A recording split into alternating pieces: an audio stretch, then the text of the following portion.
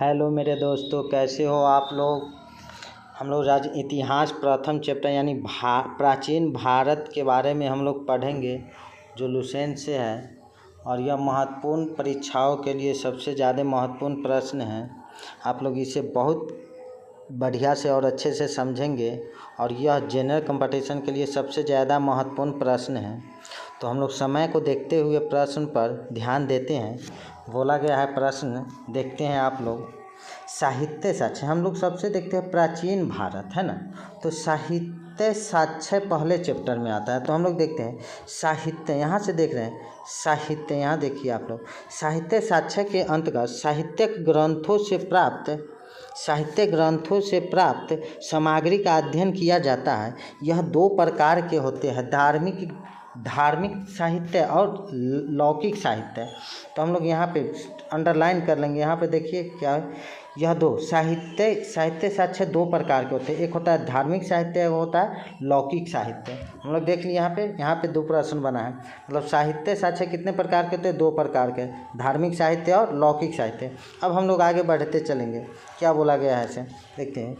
पूरा लेख शास्त्र शिलालेख का अध्ययन करता है।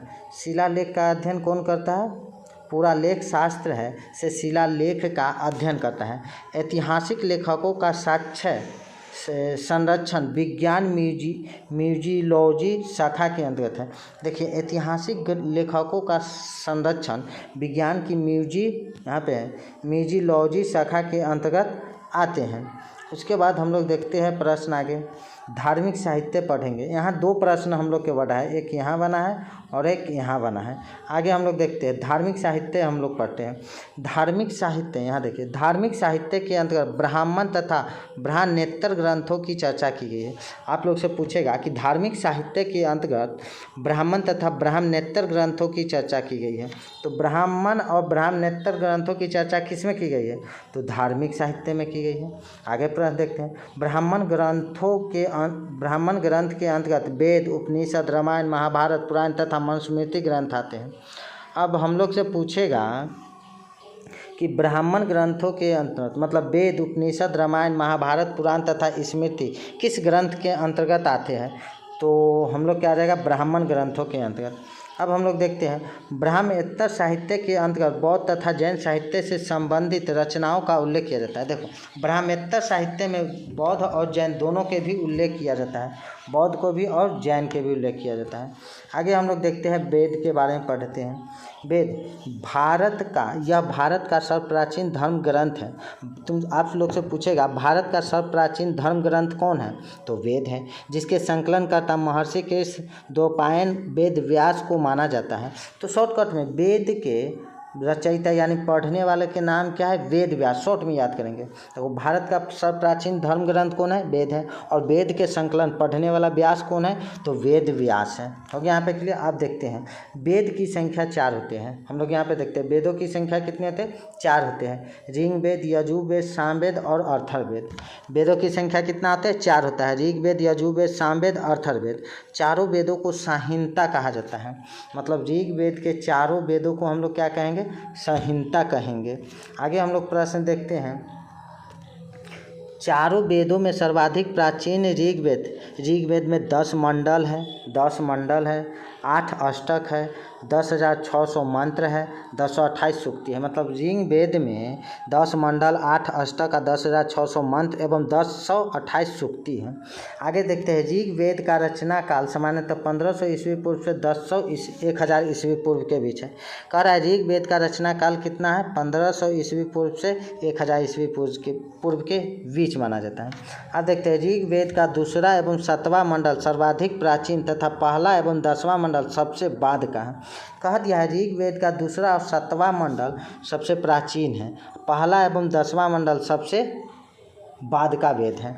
आगे हम लोग देखते हैं ऋग्वेद से, ऋग्वेद के 9वें मंडल को सोम मंडल भी कहा जाता है। देखो, ऋग्वेद के 9वें मंडल को हम लोग सोम मंडल भी कहते हैं। ऋग्वेद की मान्य 5 शाखा है। ऋग्वेद की कितने शाखा? 5 शाखा।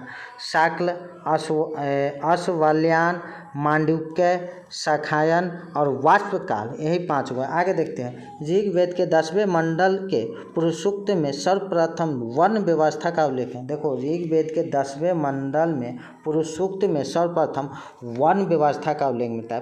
आप लोग से पूछेगा कि वर्ण व्यवस्था का उल्लेख कहाँ मिलता है, तो ऋग्वेद के 10वें मंडल में।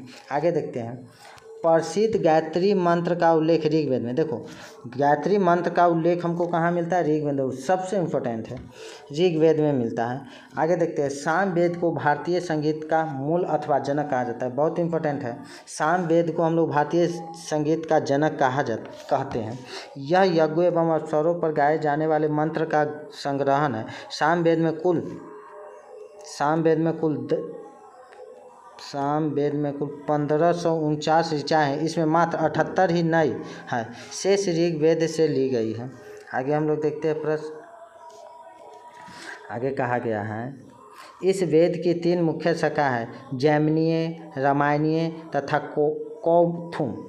तो आगे देखते हैं, यजुर्वेद। यजुर्वेद में यज्ञ के नियमों एवं विधि विधानों का संकलन मिलता है। यह एकमात्र ऐसा वेद है जो पद एवं गद्य दोनों में आता है। पद एवं गद्य कौन सा वेद है, तो यजुर्वेद के कहते हैं। बहुत इंपॉर्टेंट है। आगे देखते हैं, इस वेद के 2 भाग होते हैं, यानी यजुर्वेद के 2 भाग होते हैं, कृष्ण यजुर्वेद और शुक्ल यजुर्वेद। कृष्ण यजुर्वेद और शुक्ल यजुर्वेद यानी यजुर्वेद के 2 भाग हैं। अब देखते हैं, कृष्ण यजुर्वेद की 4 शाखा हैं।